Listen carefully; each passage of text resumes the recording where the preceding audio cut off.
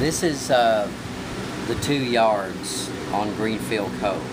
This is Krista Newman, Mark Gibson's house at 605. If you'll notice, the yard is green.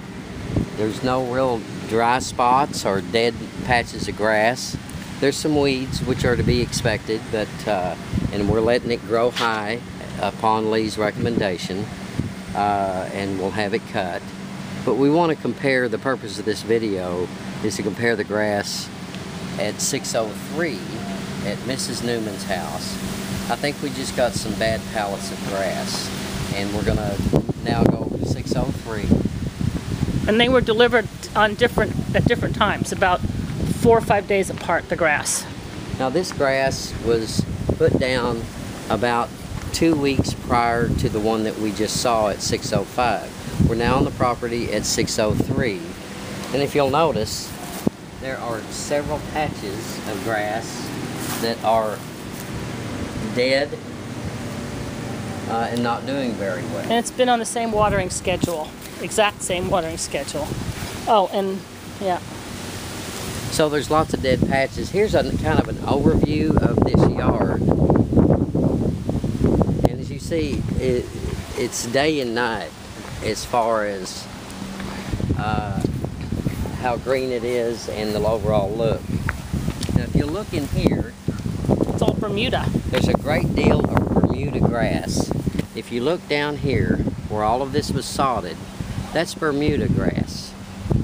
And the Bermuda, I believe, is coming up from what was there before. Now, in preparation for laying down the sod, none of the old grass was tilled up. They simply mowed. They did not water. They mowed and laid the grass. Again, we're at 603. And here's a wider shot of a yard that is pretty much just dead. Here's the edge, and as you'll see, without any effort, the grass is coming up. It's wet underneath there too. It's wet, so it has been properly watered, but this grass is totally dead. This entire Show them the middle piece. Now in the middle of the yard, you can come over, and again, you can see the original outline of the square without any effort. You can just peel it back. And this has been on here for a month and a half? It's been on here several weeks. A month, I think. The sod, as you can see, is very moist and wet, so it has been properly watered. But I think we just have some bad grass. We're in the center of the yard now. Here's another piece. Again, without any effort whatsoever, you can simply peel the whole thing right up. The grass. It's like the roots are dead. There's no root system established after 6 or 8 weeks. And again, it's very wet with nothing taking hold. Put it down because otherwise my mom's going to be really... And how much did we pay for this? Several $1,000s. Again, we're in the center of the yard, dead grass.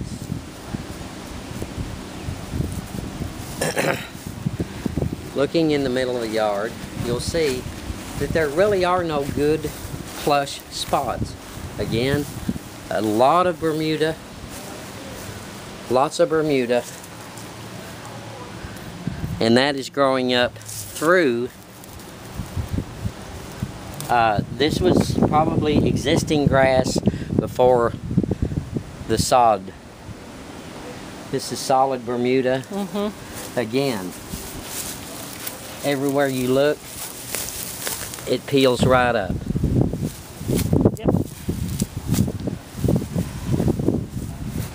If you come to the backyard now,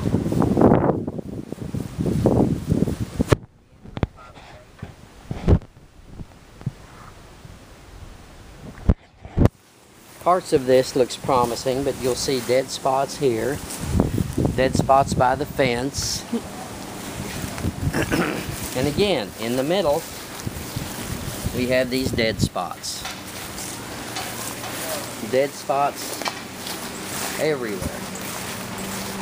Now this is looking in the backyard.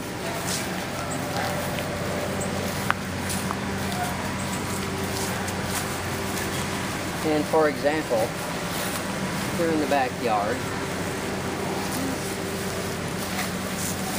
all of these squares that have not rooted. Here's one over here, again, where the entire square comes right up. I'm not pulling, I'm not jerking. With 2 fingers, I can lay it up.